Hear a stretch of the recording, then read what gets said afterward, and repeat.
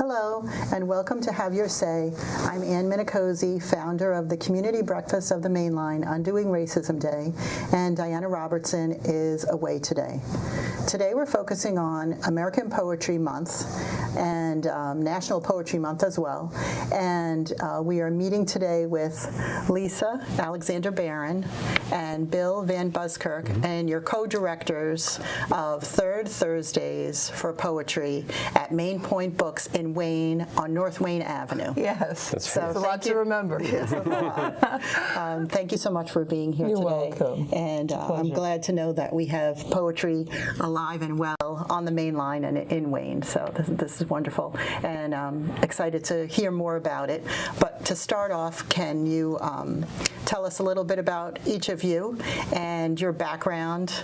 You, Lisa, first. Okay.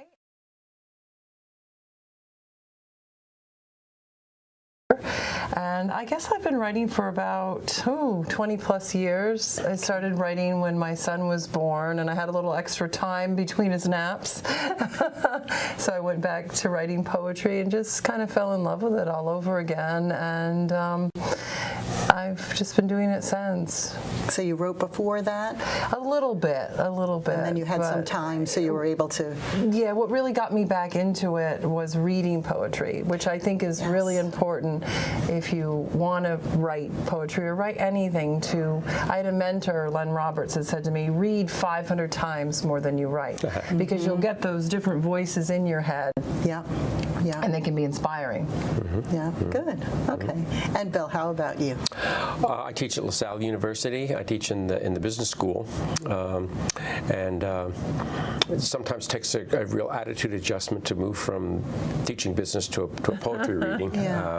But I usually manage. I started reading with the death of my wife, and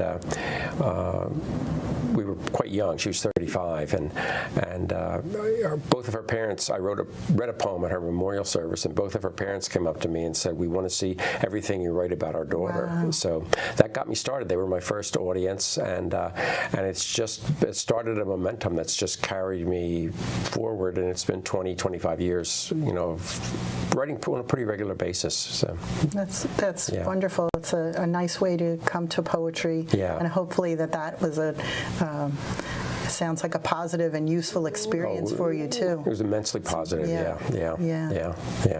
Well, and another thing that I wanted to talk about, and you're each going to read a couple of poems, but who are your favorite poets? That, as you say, if you read poetry, it helps you to write poetry. So who would be someone, a couple of people maybe who you would go to and read those, to maybe even inspire you to write? Well, as a woman, I read a lot of female voices. One of my favorite poets is Anne Sexton, who wrote a lot of poems in the 60s, and I'm always amazed by her ability, the distance she can put between two unlike things, and her fantastic metaphors are very intense, and she has a beautiful music in her voice. So I go back to her a lot just for the cadence. I'm really drawn to lyric poetry, which is short, personal poetry with a musical element that's oversimplifying, but those are elements about lyric poetry I like. So another lyricist is Merwin, who we just lost, W.S. Merwin. Beautiful music in his poems. Those are the two that come to mind right away. We were just talking before we started rolling about Eamon Grennan, who is another lyricist, an Irish poet now here in America part-time, and just lovely, lovely music. And poetry to me is closer to music than prose. Yeah, and you were saying it's Grennan, Grennan. Grennan, Eamon Grennan, yes. And he's from Western Ireland. Yes. For our viewers to look up, because I have a feeling we'll have a little bit of a bibliography of poets we'll start dropping some that names. people can look into. And how about you, Bill, for favorite poets? I keep going back to Mark Doty. He's a living poet. He's still alive, and he was a gay man living in Provincetown, Massachusetts during the AIDS epidemic, and he was immune to the AIDS virus, but all of his friends weren't, and he watched a lot of them die around him, and he came out of that writing just stunning poetry, and not just themes of death, but themes of philosophical themes on time and nature. He's a great nature poet, and I like Liesl Mueller a lot. She won the Poetry Magazine Prize a couple years ago for lifetime achievement, and I go back to her poems quite a bit. So I think those are two. Yeah. Okay. And if I could add, Mark Doty to me is a lovely poet writing about poetry, a poet who writes about poetry. He has a book called The Art of Description. The Still Life book. Do you remember the Still Life with Oysters and Lemon? I think. Still Life with Oysters and Lemon. It's terrific, and that's part ekphrastic based. It's writing about art and an exploration of that, and how writing about art and poetry writing in general have this lovely connection. Yeah. And before we started, I was mentioning I really like Mary Oliver and how she writes about nature and relationships and her dog Percy, but she just passed away in January. Yeah. But such a significant poet, and I thought she was my own personal secret, and then I read somewhere that she's very popular in the United States. Oh yeah. Yeah. Yes. Yeah. And then another poet that that I just thought of, and my daughter likes also, is Edith Sodergran, who's Swedish, and this is going back, maybe 80 years or something like that. But just I don't know gorgeous, too much about her work. Gorgeous poetry. That comes to mind. But I like some of those others that you mentioned as well. Yeah. And then also Anne Sexton. I remember reading a long time ago that she would listen to Respighi's The Pines of Rome to get her started writing. So that's I don't know if you saw that, but that's a nice piece of music. And then just to know that about poetry. I don't know if you have any music that you listen to that you also find inspiring to sort of get you started writing, or Yes. Sibelius' Symphony No. 2. Okay. See, I love that, because then now I'll go and look at that and see how that affects me. I can't have any music or background noise when I'm writing, because I'm trying to listen to the repetition of consonants and vowels in the line that I'm writing. So I can't do it simultaneously. Most of my first lines for a poem come from what I've read. I read a lot, and I particularly like nonfiction, strange things like The History of Salt, or a book on the Black Plague. Just factoids fascinate me. And then I work with some kind of notion, and that'll get me writing. Or often, sometimes writers, a poet in particular, will see an arresting image, a dogwood that's just bursting with color, and then that image will start a poem.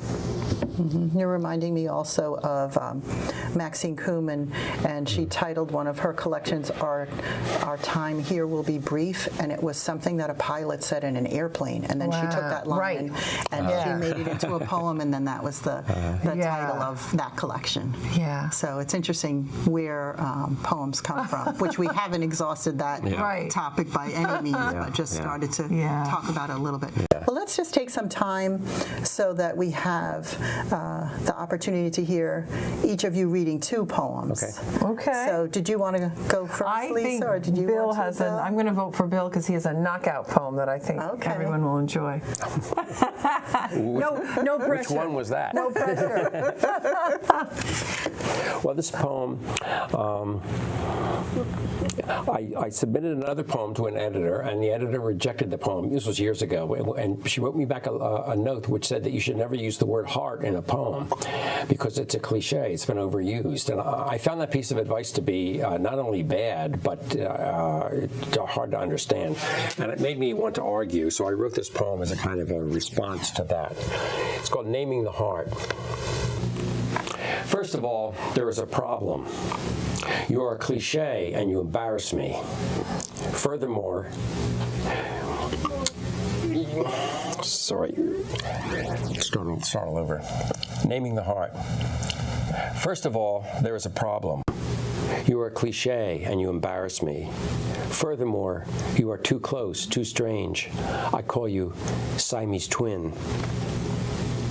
Now, don't get me wrong. I recognize your good points, the steady, unrelenting ongoingness you seem to have been built for. I call you thick-legged steed. And the thump, thump, thump at the back of every song, I call you bass guitar. Yet in spite of your limitations, I expect more and more of you. I guess it's all the rumors, how you supposedly catch fire, break in two, freeze, how good you look on a sleeve, how women find you irresistible. I call you harlequin. How easily you give yourself away. I call you bought and sold, gypsy and dancing bear. I call you aria. I call you flame. An editor once told me to lock you out of every poem, that nothing original can be said about you anymore. I call you exile. I call you darkening wood. So you see how impossible it all is. I call you Little Red Pump. Wow, that's wonderful. Thank you. That's wonderful. Okay. And yeah, I don't really want to say much, but you can read yours. Just hearing the This poetry. poem is from a collection that was prompted by visual art. The poems are a series of female monologues in the voice of female figures, either as a sculptor or in a photograph, particularly a black and white photograph, or they're in an oil painting. And it's from the collection called While She Poses. The first poem is in the voice of the Venus de Milo, and it's called Arms Missing. 1. I didn't tremble when my 6-foot underground tomb shook, when particles of dirt rained down like absent voices, like pent-up freedom. I whispered into the farmer's ear, leave the hand holding the apple, then ungrasp my hand, pinching the drapes of cloth. Goodbye to arms, to hands. 2. They gather now around my brokenness and say I'm beautiful, praising the mystery of absence. What do they desire me to whisper in their ears? 3. I study them as they silently struggle with my beauty, because someone told them once I was. Beauty is not what keeps me from slipping off my pedestal. 4. I miss the cool, dark earth and my hands not so far away, or crave the tang of the apple and the soft folds of the drapes, climbing my thighs with each pull of my right hand. 5. Praise the woman farmer with a child tucked in folds of cloth on her back, reaching for a piece of fruit. Praise her beauty. 6. I never cared that your invented arms looked awkward. They were beautiful to me. Give me back my hand to grasp the apple. Steady my fist to clench the cloth. Thank you. And do you want to read one more? Okay. Let's read one more. Okay. Thanks. Well, I've always been partial to poems and stories that have magicians in them. And I've always wanted to be a freshman at Hogwarts, the Harry Potters, and just take in all that magic. So I imagine this, that we're all freshmen at Hogwarts, okay? And this is called Alchemy 101. Let yourself be tutored by your moments, itch after itch, wince after wince, inkling after inkling. Let true power come to know itself. Sooner or later, something sparks, flares, feeds on what has gone before until even the mountain burns. There is no need whatsoever to struggle. Present yourself to all you know and trust. One thing will lead to another. Be the vast welter of yourself, its contradiction, its magnificence. If your guts squirm like snakes in a pit, if your stories tie themselves in knots, let them. If you are lost, then you are lost. Don't hunker down into a biography. Present yourself to all that you are not. It will shape you. This is the nub of great magic. So turn your gaze outward. Let the world's dance become your own. The deep mathematic of a symphony, maybe, or the light on a lemon in the passing afternoon. This is amazing, to know the night sky at the back of your mind ever deepening into its rest, and how, like a little spark in it, you are. Thank you. I think I'll skip an intro for this. I think this is my calm, abiding poem, maybe. But the thing about poetry is, and I'd love to hear what you think, Bill, but some of the best poems are just a series of questions. You know, poets don't know any more than anybody else. We're trying to sort life. We're trying to figure things out. We're just maybe fascinated with questions. And so a poem is really, it's a series of questions. And the worst poems are ones at the end that say, and that's why you should always get 8 hours of sleep. That's the secret to life, you know. So, this is just a bunch of questions, I guess. The house of irrepressible light. Late at night, don't think you can step room to room, snuff a candle, flick a switch, or stretch to darken a scone in the stairwell. By the time you are flat in bed, you'll see a pale yellow glow outside the window, cast from the shut-off porch light. The cave of the bedroom closet may suddenly fill with more light, startling you without fear. Something in the house wants to be remembered. Someone that used to live here wants you to hope. Early morning, as you reach to open the glass pantry doors for a cereal bowl, a white flame will pulse from its center like a lighthouse, drawing you in with its refrain. Better to just accept this.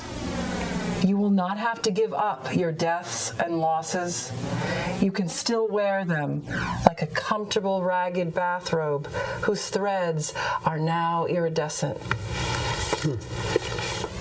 Wow, thank you. Yeah, I never heard that one before. Yeah.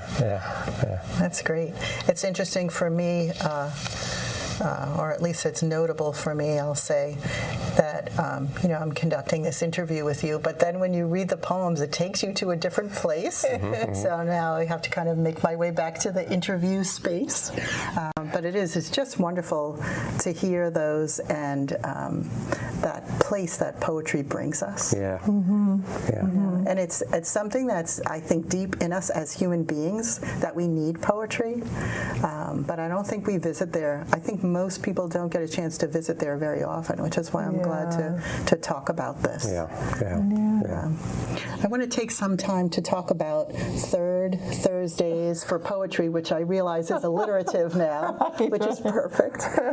So how did you all start the organization, and did you start it before you got to Main Point Books, or how did that all work?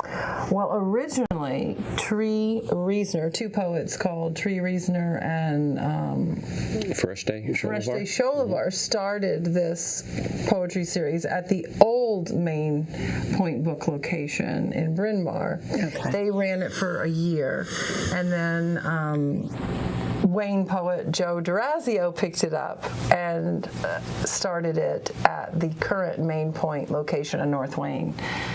And then I joined him 2 years ago. Okay. And he stepped down. He's still around, but Bill and I picked it up last year and this year. Well, I think that's fine. I mean, it's good if people take turns heading things up, because then, as I was saying about interviewing you both, you're in a different place in your mind when you're organizing something versus having the time to have quiet and write poetry. I could never be an administrator. I understand that. So how many people about are involved, and You have it, so it's the third Thursdays. That's easy for everybody from too. 7 to 8 o'clock. 7 to 8. Okay. And they just come to the bookstore, and you have an area set up in the, in the bookstore. It's a very intimate setting, and there may be a dozen people there, or there may be up to 30. We always count on the reader bringing their family and every known relative. The one with 30 was an Irish poet who brought her whole extended family, so that was how we broke the record. So you have a particular reader who is going to be featured that month. Yeah, usually from Philadelphia. We try to support local poets, a lot of poets from the city. And they read for 30 minutes, and then we have an open mic. People in the audience can read their own piece or a dramatic monologue, usually one page, no more than one page length poem or monologue. We've had people sing. It really is a poetry open mic. Okay. And, or you could read another poet. Oh, okay. And then people just sign up when they come that evening. That's right. So they know they'll read. Yeah. And it's a very supportive atmosphere. You can do your first reading with us if you like. Some people have. Yeah, and that's really getting up there for the first time and reading to an audience is really something. Yeah. And for the featured writer, is there a book signing that happens because it's at the bookstore, so people are able to buy that book if they want to? Yes. Okay, so that's a great opportunity. Yeah. Okay. And if some people just want to drop by and they don't want to be part of the open mic or anything like that, they People can just come in and listen. You just want to listen, sure. Yeah. Oh, yeah. Oh, that's great. And what do you see, any plans in the future, any special things that you're going to be doing, any poets who are upcoming that we could maybe mention, anything like that? Well, we usually, we're at the end of our year. We go from September to May, and so Eileen D'Angelo, who is a wonderful poet who was the founder of the Mad Poets Society, which is one of the oldest groups in Philadelphia. She's going to be reading for us in May, and then we take the summer off until we'll pick it up again in September. And we generally plan the coming year in about July, and we're talent scouting people. Kind of all the time. There's a big festival on Sunday down at the Rotunda at Penn, and I'm going there partly to see if I can find some people who I think would be good for our reading. And so we're thinking ahead. But he has his methods. So I didn't even know that was going on. Yeah. Okay. Oh, that's good. And we play around with themes. Sometimes we'll do a dramatic monologue reading, so we do pull in actors and actresses at the open mic. Yeah, it's Walt Whitman's 200th birthday, so Eileen is going to be doing a Whitman themed reading. We don't quite know what that is, but that's the third. That's in May, upcoming month. The third Thursday night, 7 o'clock. His birthday is May 31st, so we're that's right up against perfect. it. Yeah. We were talking about some of our favorite poets. And so you can come and read your Walt Whitman in that. Yeah, for sure. You could come and read your favorite Whitman poem. Yeah. Oh, that would be great. Yeah. All right. So thank you so much for coming towards the end of our time. Thank you for inviting us. Anything else that we should mention? Just welcome one and all. Read. To third Thursdays. Stop reading. Yeah, come. Yeah. We could always get out more chairs. That's not a problem. And I think it is a good plug to encourage our viewers to read the poets that we mentioned and any others that they're really drawn to. Yeah, it's a real friendly place. We really try to make it so that everybody who comes feels comfortable. People are very friendly and outgoing, and I think that's what we experienced when we first started reading, and we want to sort of pass that on to other people to try to make poetry as accessible as possible. Yes.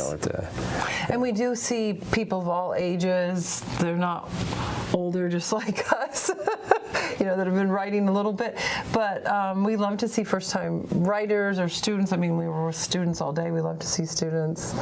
So good. Yeah. Even high school. We've had high school. We've had an elementary school. Yes, we've had a reappearing 5-year-old. Yeah. Oh my, that's wonderful. That's such variety. She's great. Yeah. All right. right. Well, thank you so much for being here with us today. And we have a Gmail account, so I'll say that, havewhysay@gmail.com. So if you do have any comments about poetry or about guests that we should feature in the future that you'd like to suggest, you can send them to that email address. Thank you for watching Have Your Say here on Radnor Studio 21. I'm Anne Minicozzi, and we'll see you next time. Thank you.